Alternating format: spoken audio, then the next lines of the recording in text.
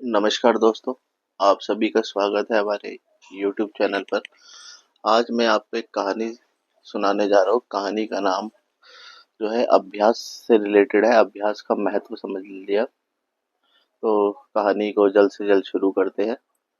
बहुत पुराने समय की बात है कि जो स्टूडेंट रहते थे, विद्यार्थी रहते थे, वो गुरुकुल में रहकर पढ़ा करते थे। बच्चों को शिक्षा ग्रहण करने के लिए गुरुकुल में भेजा जाता था। बच्चे गुरुकुल में गुरु के सानिध्य में आश्रम की देखभाल करते थे और वहीं पे अध्ययन किया करते थे। वहां पे एक वर्धमान नाम का लड़का था। तो वर्धमान को सभी की तरह गुरुकुल में उनके माता पिता ने भेज दिया।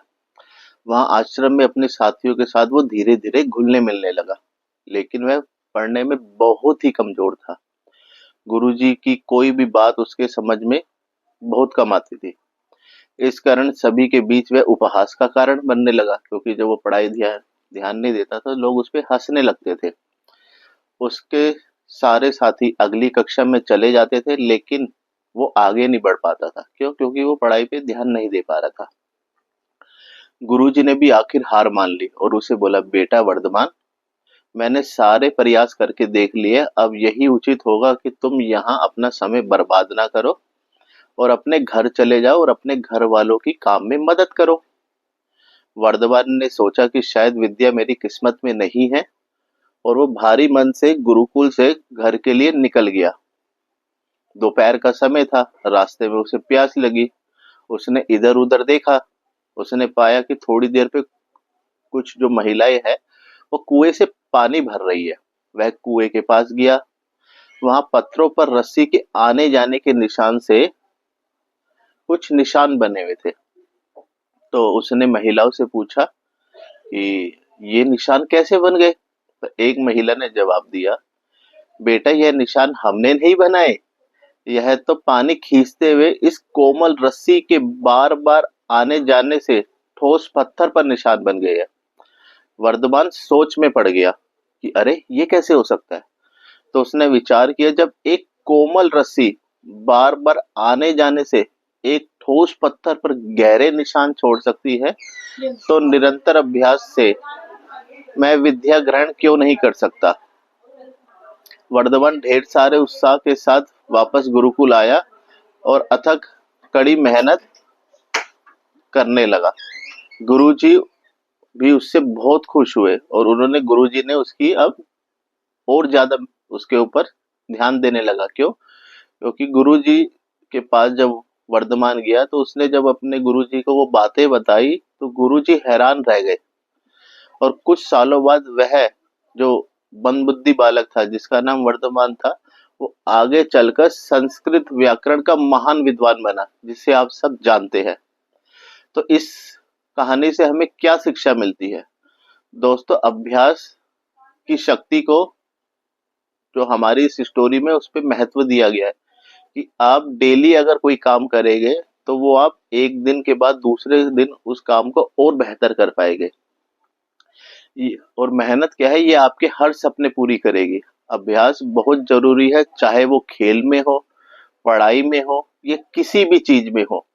बिना अभ्यास के आप सफल नहीं हो सकते हैं। अगर आप अभ्यास के केवल किस्मत के भरोसे छोड़ दे कि भाई ऊपर वाले ने चाहा तो मैं कामयाब हो जाऊंगा, तो ऐसा नहीं होता। आखिर में आपको फिर पछताना ही पड़ेगा और आपके कुछ हाथ नहीं लगेगा। इसलिए अभ्यास के साथ धैर्य, परिश्रम, लगन रखकर आप अपनी मंजिल को पाने के लिए जुट जाए। तो कहने का मतलब ये है, जैसे हम YouTube के अंदर आ रखे हैं, ये मैंने जो स्टोरी है ये मैक्सिमम सभी लोगों ने ये सुनी होगी अपने स्कूल टाइम के अंदर। और कहानी का कहने का तरीका सबका अलग होता है। तो कहने का तात्पर्य यह है कि जब तक आप खुद मेहनत नहीं करोगे, और डेली मेहनत करनी पड़ेगी, तो आप अपने मेहनत पे ध्यान दें। कोशिश करें कि जो हमने पिछली बार जो काम किया था उसमें क्या गलती थी, उससे बेहतर काम करें। और जब आप एक ही काम को डेली करते हैं तो आप उसमें एक्सपर्ट हो जाते हैं।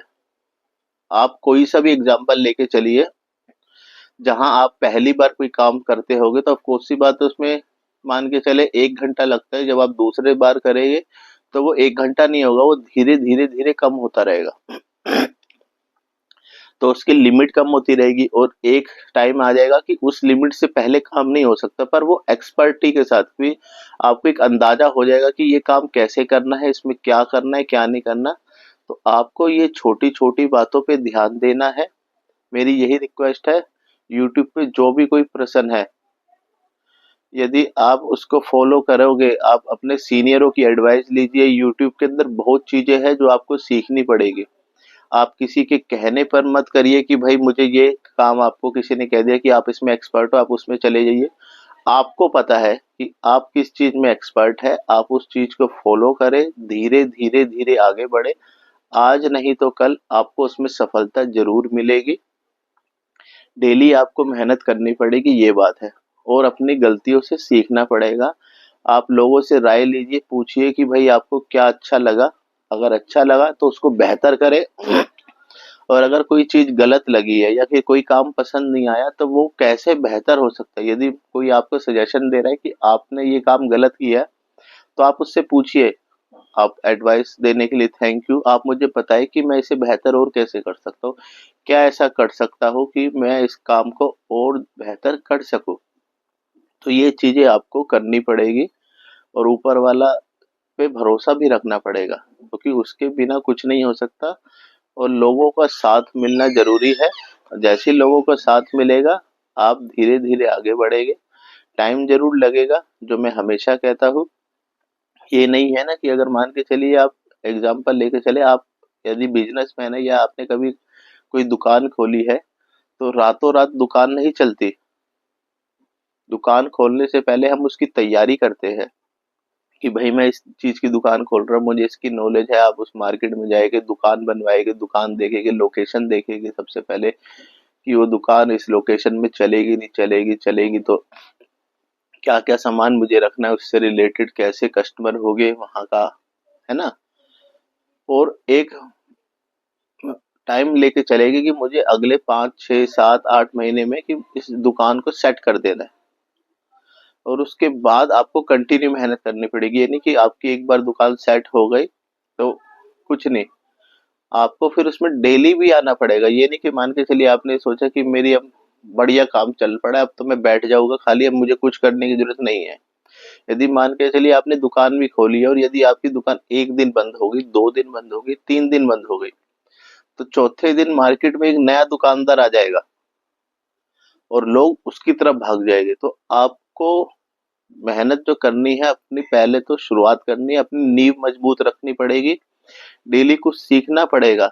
और जब आप उसमें एक्सपर्ट हो जाए तो डेली आपको आना पड़ेगा। यदि कभी आपको लगता है कि आप नहीं आ पा रहे, तो जैसे कई बार आप देखते होंगे दुकान के अंदर लिखा जाता है कि भाई ये दुकान इस कारण से आज बंद है, तो लोग समझ जाते हैं कि भाई बंद है, कि दुकान इसलिए बंद है कि भाई इसकी कोई फैमिली इमरजेंसी थी। आप देखते होगे ना कई दुकानों पे बाहर व्हाइट पेपर में बोर्ड लगा देते हैं कि आज दुकान बंद है क्योंकि इसका ये कारण है।